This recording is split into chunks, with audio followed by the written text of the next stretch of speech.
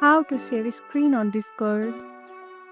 Want to show your friends your gameplay, a cool project, or just hear what's on your screen live? Screen sharing on Discord makes it super easy. Let me walk you through how to do it step by step. Let's get right into it. First things first, open Discord and join a voice channel or call. You can only share your screen if you are in a voice channel or a direct voice call with someone. At the bottom of the voice chat window, look for the screen or share your screen button. It looks like a monitor with an arrow. You will get options to share your entire screen, a specific application window, or a browser tab. Pick whatever you want others to see. If you have Discord Nitro, you can select higher resolutions and frame rates. Otherwise, standard quality works great.